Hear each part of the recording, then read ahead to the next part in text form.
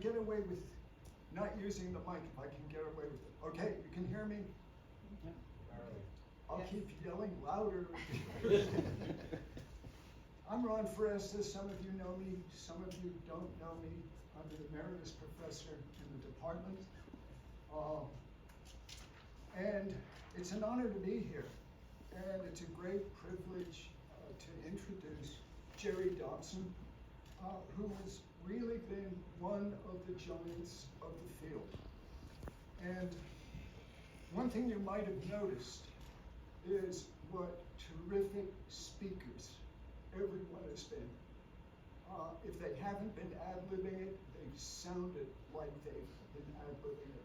And shucks, I'm a professor. I've winged it for 40 years or so. I certainly should be able to ad-lib it, and that was going to be my plan. I would just get up here, because I've followed Jerry's career over the years, and I've been impressed with it, and I thought I knew the highlights.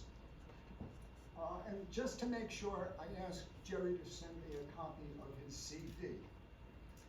I didn't know a sliver of what this guy had done. And I said,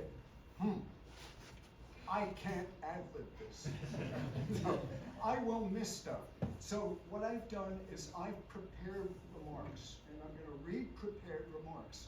And the reason for it is I would get lost in his achievement if I didn't winnow stuff out, try to organize things. So please bear with me, okay?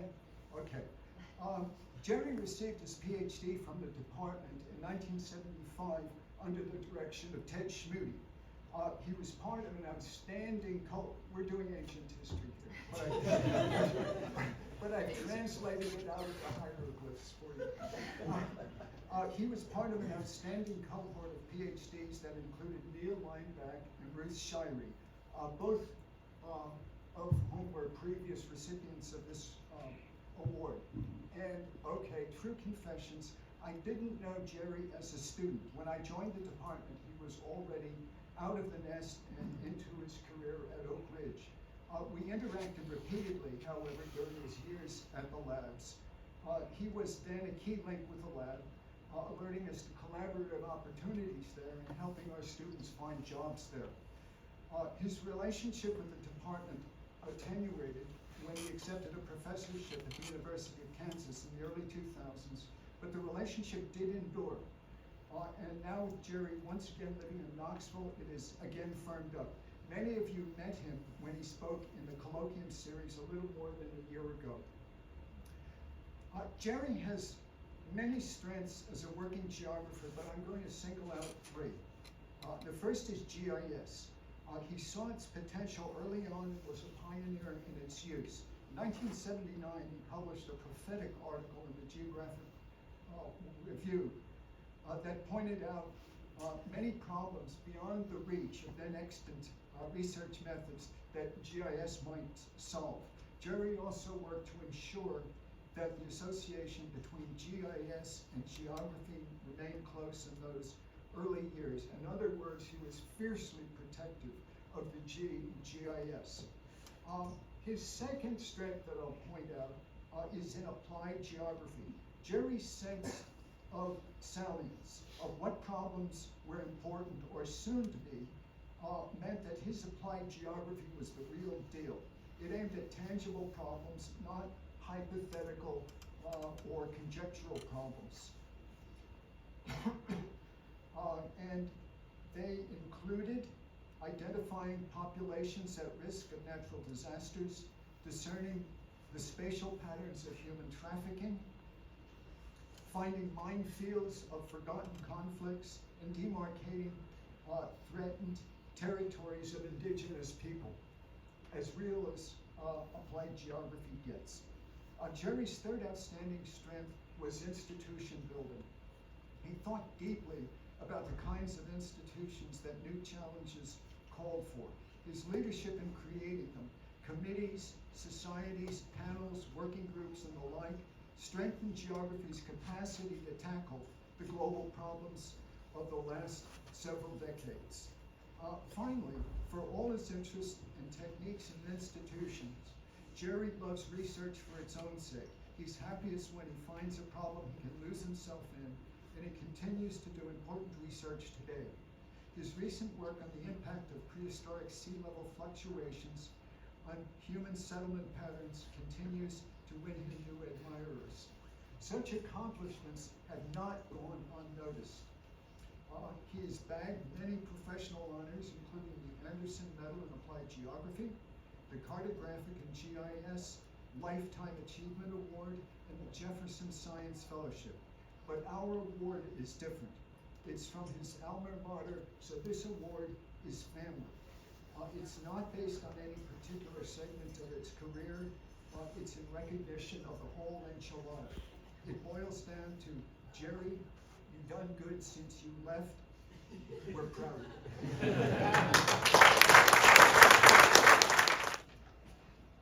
More than I could hope to hear from someone I respect as much as I respect Muhammad.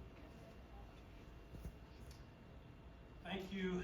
As a department, this is a great honor, and I echo his words in saying it's special to me because it's close to home. I want to thank this department. I want to thank my wife, Gwen, right back there in her UT orange. My son, Eric, who got his PhD here. My brother, Jeff, who's a geographer, who got his PhD at the University of Georgia. There's Bob Honey here. I don't think he made it. We had a little and Chris Duncan. Chris, these are people who have helped me so much in my career, and there are others here, but I can't name everyone. But if you were a geographer and a Dobson relative, and have served on a National Geography Committee, would you raise your hand? So we've got the second largest geography department in Knoxville. A month ago, I came over to hear Bruce Ralston. Was Bruce here? Bruce Ralston's talk about his career at the University of Tennessee and in this department, and he said that about the time he arrived here was a turning point. And the implication, and he actually said the time before that was a low point. Well, the time before that, 1971 to 1975, are the years that I was here. And I want to say to you that it may have been a low point, but it was great. And I'll say why in a second, but I wrote a poem back then, and it was published in Professional Geography. It was about the University of Tennessee Geography Department. And on the hill, with labored breathing, as if to move would cease its being, a mental mountain monumentally began, amid whose halls a river ran, of wisdom meaningless to man, and sank in anonymity as water on karst topography. Now, what I'm going to say to you is that was a low point, but no matter how low, it was still very good. And those were geographers. They were geographers, and they had things to say, and I learned from them. Even Bill Cherry, whose famous emphasis, the overriding message was geography. It sets them apart from all non-geographers and some geographers today. Collectively, the faculty were broad and deep. Some were ahead of their time. And I'll just give some examples. I've quoted Lynn Brinkman all my career because he told us about the depopulation of this country, this continent, that happened in 1492. And that didn't become public knowledge, public universal knowledge, until 2005 when Charles Mann wrote his book, 1491.